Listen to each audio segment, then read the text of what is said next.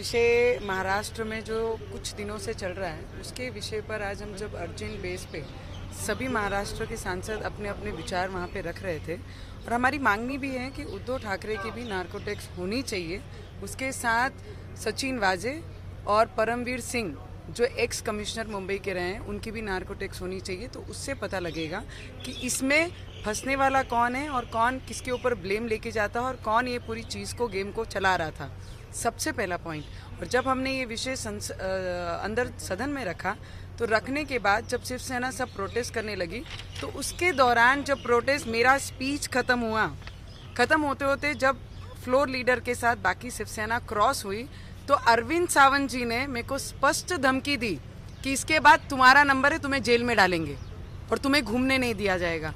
मुझे पहले आप ये शिवसेना से पूछना है कि जिस तरीके से महाराष्ट्र में पूरे महाराष्ट्र में गुंडागर्दी कई सालों से चल रही है और जब से इनकी सरकार आई है तब से ये खुलेआम जिनको मर्जी जब जेल के पीछे डालना जब जेल में डाल रहे हैं। जिनको मारना है तो मनसुख हिरेन को जाके दलदल में फेंक के उन्हें हाथ बांधकर मुंह बांधकर उन्हें मार दिया जाता है। और एक मेंबर ऑफ पार्लियामेंट एक महिला के नाते जब हम अपनी संविधान ने जो हमें हक दिया है कि हमारे विचार हमारी चीज़ें जिस लोगों के लिए हम ये सदन में आए हैं अपने विचार हमने आके रखने चाहिए और उसमें जब अपने विचार रखते हैं इनका खुला चिट्ठा हम बाहर रखते हैं तो उसके बाद वो वॉक करते करते जब जाते हैं तो मुझे बोलते हैं कि इसके बाद तुम्हारा नंबर है और तुम्हें कहीं घूमने के लिए भी नहीं छोड़ेंगे और जेल के पीछे तुम्हें डालेंगे।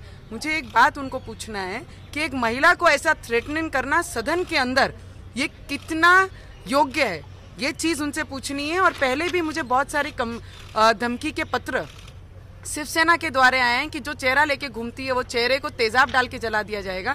ये सिर्फ महिला है करके दबाने का कोशिश है कि महिला है करके उनकी आवाज़ दबाने के प्रयत्न कर रहे हैं। मुझे लगता है एक सदन के माध्यम से हमें लोक प्रतिनिधि को 25 लाख लोगों को रिप्रेजेंट करने का मौका ये लोगों ने चुनकर हमें यहाँ तक भेजा है और उसी महिला को हम अंदर सदन के अंदर धमकी देते हैं और पीछे मेंबर बैठा हुआ वो सुनता है कि मेंबर को आगे से अरविंद सावंत जी ने धमकी स्पष्ट दी और वो खुद ये बात को सुनते हैं। तो मुझे आप लोगों से ही प्रश्न और इसकी कंप्लेंट मैं जरूर सदन के अंदर अध्यक्ष महोदय को करूंगी because this happen in the सदन itself in the house itself and one member is torturing and threatening to another member while raising the question against the party so they are threatening me in the house itself. इसके लिए this is the only one way आप महिला को dominate कर सकते हो, उसे दबा सकते हो, उसे टॉर्चर कर सकते हो। ये खुला स्पष्ट होता है। हम लोगों के सामने बहुत बड़े नारे देते हैं कि महिला को सशक्तिकरण करना चाहिए, स्ट्रांग करना चाहिए, पर हम महिला जब सदन में हमें थ्रेटनिंग की जा रही है तो बाहर की महिलाओं को महाराष्ट्र में किस तरीके से थ्रेटनिंग की जाती होगी। लेकिन आप लोग जो आरोप लगा रहे हैं शरद पवार साहब अभी कह रहे हैं कि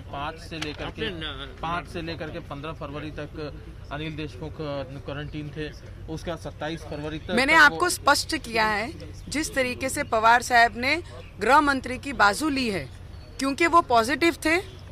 वो पॉजिटिव के कारण 15-20 दिन वो क्वारंटीन थे और उसके पहले उनकी कुछ तबीयत खराब थी। उनकी लाइन एकदम करेक्ट है। सचिन वाजे किसका व्यक्ति है, किसका आदमी है, ये स्पष्ट तरीके से खुला है और महाराष्ट्र की हर एक व्यक्ति महत्वपूर्ण नेताओं को ये पता है कि सचिन वाजे किसका है।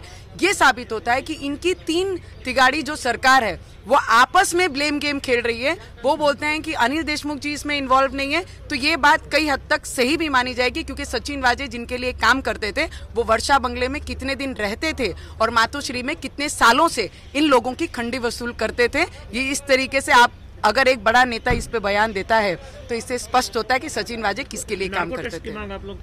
100% नार्को टैक्स होना चाहिए। उसमें उद्धव ठाकरे जी भी इन्वॉल्व होने चाहिए, परमवीर सिंह का भी नाम होना चाहिए और सचिन वाजे की भी नार्को टैक्स होनी चाहिए।